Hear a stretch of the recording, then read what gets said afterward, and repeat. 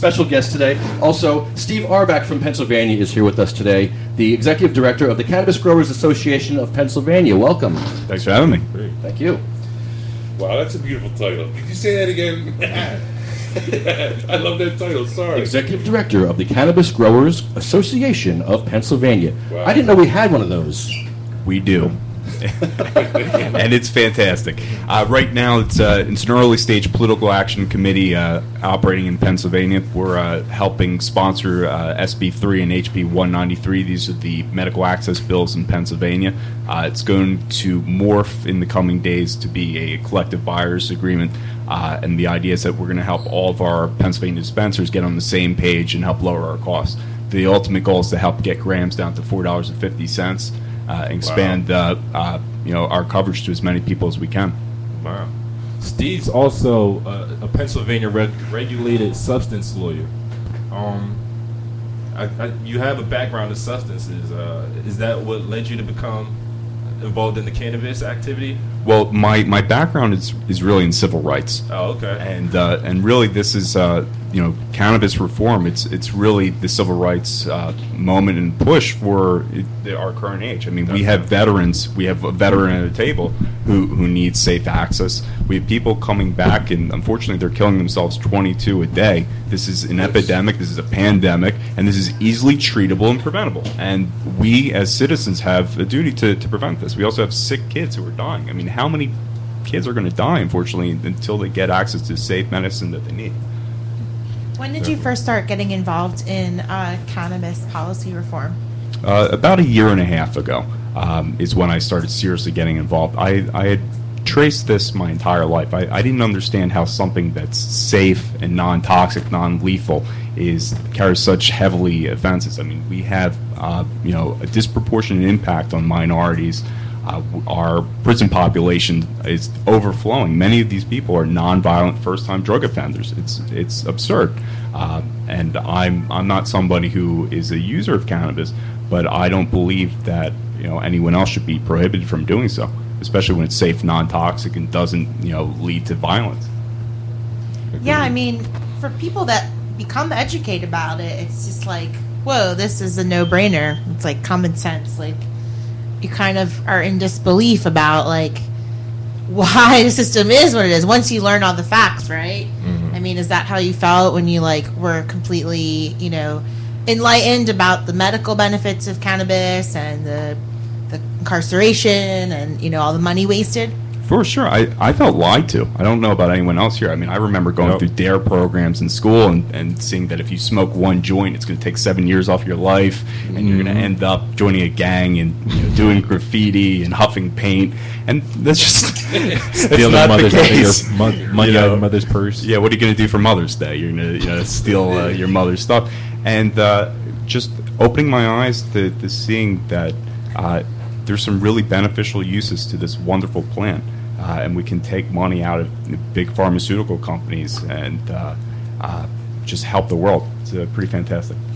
Yeah, it's a win-win, right? You get to liberate people from prison, get to help people heal, people can make money. It's like, why aren't the legislators doing this? So, like, tell us, you have a legal background. What is the biggest barrier? Why can't we change their minds? Sure. There's two big impediments, but I think one trumps them all. So the two big impediments: police officers' unions and for-profit prison systems.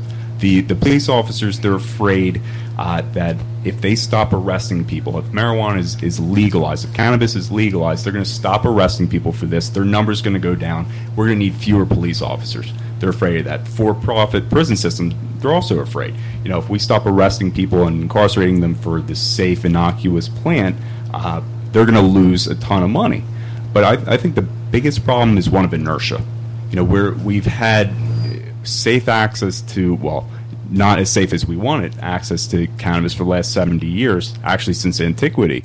And it's been illegal and hasn't caused problems. And the people who are against it, or at least not actively supportive of it, the plagues of ALS, cancer, AIDS, HIV, glaucoma, CD, MS, or any seriously debilitating medical condition, these plagues have left their house, and they don't have to deal with it. So it's not an active priority to it. Well, we had, one of the founders of Leap on. Jack Cole. Jack Cole, yes. And he dispelled that myth. He said, if we stop arresting people for marijuana, cannabis, that they could then focus on the real crimes that are not being solved, right? The high rate of unsolved homicides and rapes and thefts, and that, like, police would actually be able to keep their jobs because even prisons to a certain extent, because then they'd be like arresting the real criminals. Yep. So it's really a irrational fear, in my opinion. Yep. Sure, totally. I had a cop come to my office for something innocuous, and he saw all my cannabis literature. He saw everything with pot leaves on it. Obviously, no regulated substances on my table. And he asked what I did. And I told him I was a regulated substances lawyer, that I'm helping people in Pennsylvania open up cannabis dispensaries. And he was really interested in it, just on a personal level. And I told this police officer, I said, I can't wait till the day when we end the war on drugs and begin the war on pedophilia. Mm-hmm.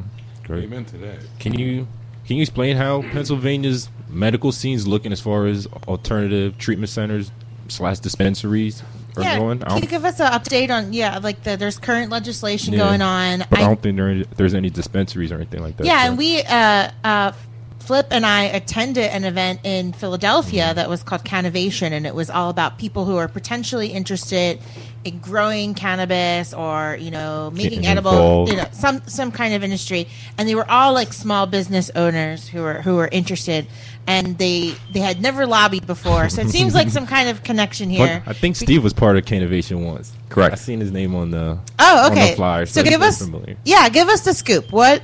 What's on the table right now? How long will it take? And what do we have to do to get there? Sure. So in Pennsylvania, there are 2 medical cannabis bills. There's also a full use bill sitting in the back burners right now. And by full use, I mean if you're 21, you can get access to cannabis. That's by Dale and Leach, right? Yes, Senate Bill 528. But the real contenders are Senate Bill 3 and House Bill 193. Senate Bill 3, 2 weeks ago, unanimously passed the Senate subcommittee. Last Monday, it passed 21-4 in appropriations. It passed multiple considerations. Today at 2:30, after caucus, we're looking at some added votes to it and amendments. So we're looking at an addition of vaporization, at least for a couple conditions. We're looking for chronic pain addition. We're looking to diabetes to be added to it, and hopefully a Crohn's disease as well. So it's a medical cannabis bill. Take us through, like, who's it for? Who can get access to it? Is it for adults? Is it for children? How old do you have to be? And, where would you get it? Sure. So under SB 3, there are specifically enumerated conditions that if you have any one of these serious debilitating medical conditions and you have a doctor who writes you a recommendation, you can get access to cannabis. So we're talking AIDS, we're talking cancer, we're talking glaucoma, HIV, AIDS, we're talking multiple sclerosis, muscular dystrophy, ALS. Chronic pain? Chronic pain, hopefully as of 2:30 today. PTSD. Yes, thankfully for our vets who have served honorably. And what will happen is when a doctor writes a recommendation, because as of right now, doctors can't write prescriptions for this. What they have to do is something akin to saying, I, Dr. Joe Schmo, as an exercise of my First Amendment rights, do hereby certify that this patient is under my care, custody, control, and I believe that he would benefit tremendously from cannabis. That's how it works. In a couple years, hopefully, they'll be able to write actual prescriptions for this. But what will happen is they'll come to a dispensary and they'll have access to either whole flower or oils, tinctures, and they'll be able to hopefully vaporize it or ingest it in a means fit for their condition. All right, now, when do you perceive, if everything passes, that it'll actually happen? Sure. For instance, in Jersey, it only took us, I believe it was 2010 and 2013 was our first dispensary, so only 3 years, which is pretty good because you got some states like Massachusetts, they still don't have a dispensary, and they've had it. Yeah, Delaware too. I mean, that is the strategy, right, to delay. But I think the difference there, and correct me if I'm wrong, is that you had governors who opposed the program, and at least now we have Governor Wolf, who is fully supportive of medical marijuana. So I think that's the key right there is Wolf's support. Governor Wolf, he campaigned on a platform, amongst other things, of cannabis reform, which has been amazing. And he's not just a typical politician who stands for this, and when it comes time to put up the fight, he's like, see you guys later. No, he has been up there. I was recently at a press conference with the deputy governor, who was still talking about this. A couple weeks ago, Governor Wolf had a meeting with a couple of the key lobbyists in this space. And what was unusual is, A, that he took the meeting with these lobbyists, B, it was for an hour. I mean, nobody gets an audience with the governor of a state for an hour. And C, he was completely conversant on this topic. He was talking about the need for whole flower. He was talking about the need for vaporization. He was talking about the needs for chronic pain. How you doing, brother? Weed man just walked in. Usual for it's true. You really don't get an audience with the governor. I'm really astounded. I did get to catch him when he was campaigning in Philly at the Sustainability Forum. And, because it was a sustainability forum, most people talked about fracking and coal mining and mountaintop removal. But I was able to corner him after the event and talk to him about hemp. And your roller derby tactics. I sure did. CMM. I just cornered him. But and he told me that he didn't know much about hemp, but he was interested in it and he wanted to learn more about it, and he had heard good things.